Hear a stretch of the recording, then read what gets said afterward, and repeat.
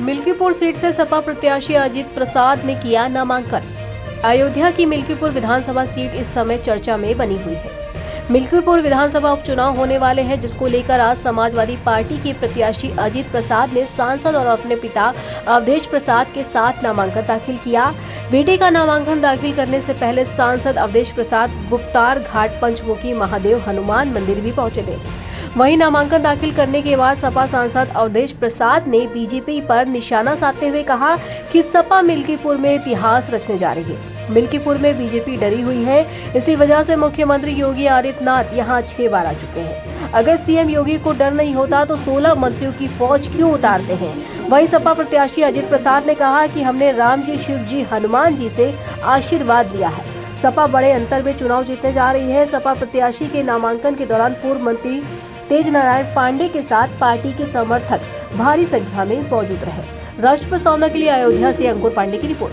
हमारी तो आस्था है ना, आस्था है, जग जाहिर है, नहीं तो है नहीं, हमारे लिए नहीं तो है नहीं। मैं तो सरयू माता का दर्शन करता हूँ, पंचमुखी महाराज का दर्शन करता हूँ, हनुमान जी का दर्शन करता हूँ, भगवान का दर्शन करता हूँ और गाय माता को चरण छूता हूँ, गुड़ खिलाता हूँ, केला खिलाता हूँ। तो ये आज की नहीं है, ये हमारी आस्था है और इस आस्था को हम कहीं प्रचारित नहीं करते।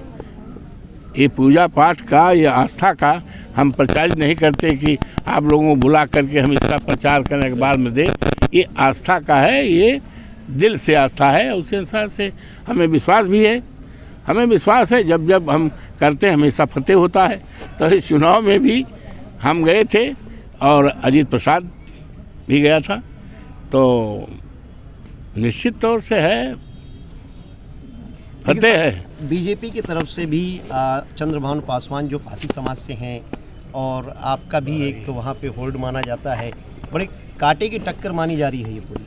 आप मानते रहो, कोई टक्कर नहीं है, कोई टक्कर नहीं है।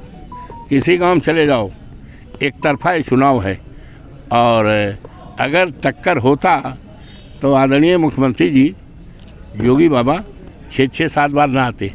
अगर टक्कर होता 16 मंत्री ना आते। ये टक्कर नहीं है। भारतीय जनता पार्टी भी मान गई है कि यहाँ चुनाव समाजवादी पार्टी जीत के इतिहास बनाएगी। जैसे अवधेश प्रसाद ने लोकसभा जीत करके देवतुल्य मतदाताओं की आशीर्वाद से, प्रभु श्री राम की कृपा से, हनुमान जी की कृपा से, सरयू माई की कृपा से और देवतुल्य मतदाताओं की कृपा से और हमारे नेता आदरणीय अखिलेश यादव जी की कृपा से, जैसे अवधेश प्रसाद आज पूरे देश और दुनिया में नाम है, उसी तरह से नाम होगा। धन्यवाद। मैं आप सबको भी धन्यवाद देता हूं कि आपने मुझे बोलने का मौका दिया है। मैंने अभी राम जी से आशीर्वाद लिया, हनुमान जी से लिया, सरयू जी का से आशीर्वाद लिया। मैंने नामांकन किया और 2 सेट में मैंने नामांकन किया है।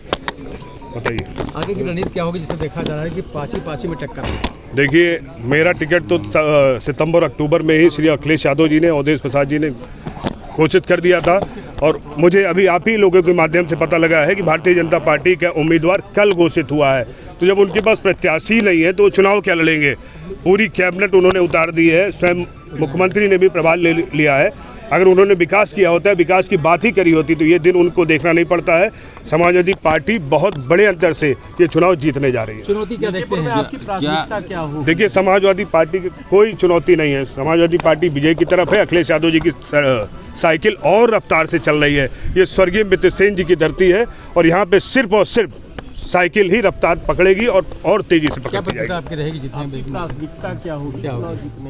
देखिए, मेरे विधायक बनने से मैं रोजगार नहीं खत्म कर सकता हूं, लेकिन एक रास्ता जरूर खुलने जा रहा है। इस मिल्कीपुर उपचुनाव समाजवादी पार्टी जीतते ही ये रास्ता 27 का खुलेगा, जब इस प्रदेश के पुनः मुख्यमंत्री अखिलेश यादव जी होंगे। हर नौजवान को रोजगार मिलेगा। वहाँ पे दलितों का वोट बीएसपी नहीं लड़ रही। मिल्कीपुर की धरती सिर्फ और सिर्फ अखिलेश यादव जी की साइकिल को ही देख रही है और किसी से कोई मतलब नहीं, लड़ाई दो में कोई भी नहीं है। बात अपना काम कर रहा हूँ। मैं समाजवादी पार्टी से प्रत्याशी हूँ।